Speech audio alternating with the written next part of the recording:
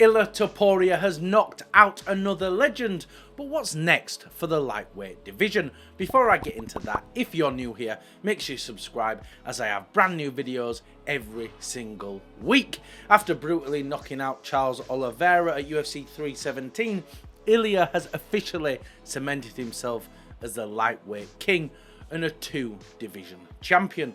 But what's next for him, and where does this leave the rest of the division? Ilia Topuria is on a historic run. He's worse than Randy Orton now. He's a fucking legend killer. Volkanovski knocked out.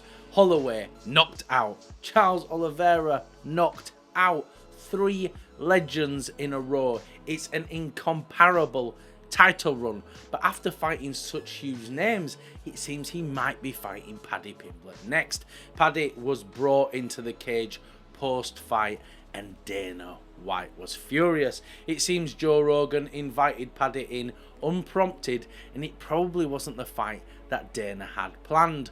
But when they have fighters face off like that, it gets the fans excited. And look, Paddy Pimblett is a big star.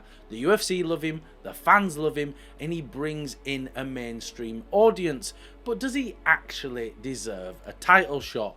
Paddy is ranked 8th in the division at the moment and only has 1 big win, and that's against Michael Chandler. Meanwhile, Ilia has knocked out 3 future Hall of Famers back to back. It just seems such a step down in competition. But imagine, right? Ilia does all of this and he just loses to Paddy. I'd piss myself laughing. But if it's not Paddy, who should get the next title shot?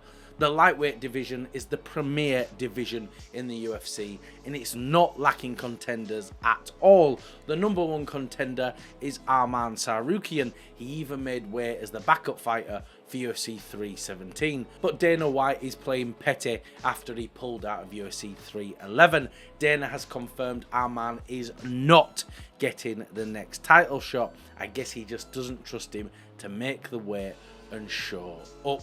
And then we have Justin Gaethje.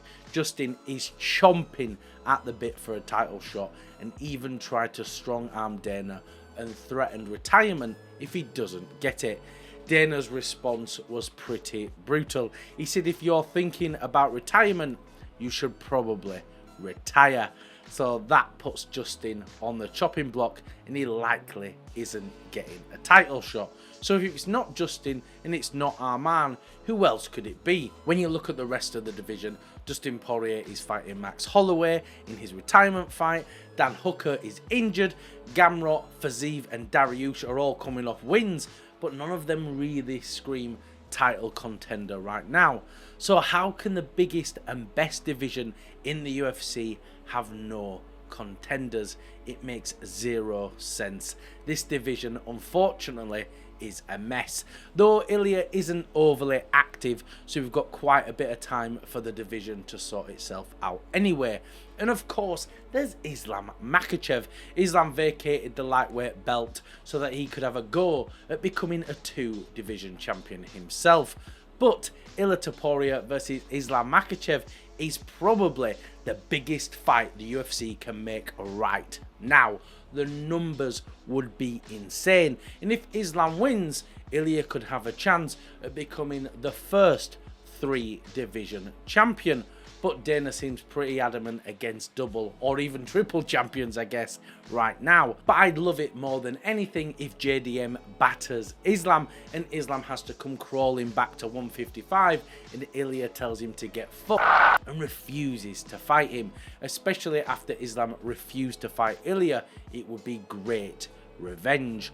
But overall though, there are a lot of options for Ilia and a lot of potential opponents, but none of them quite seem to fit the bill just yet. So I don't know what's going to happen with this division, but let me know in the comments down below who you think Ilia should fight next. Thank you everyone for watching. If you can like, comment and subscribe, it really does help the channel out.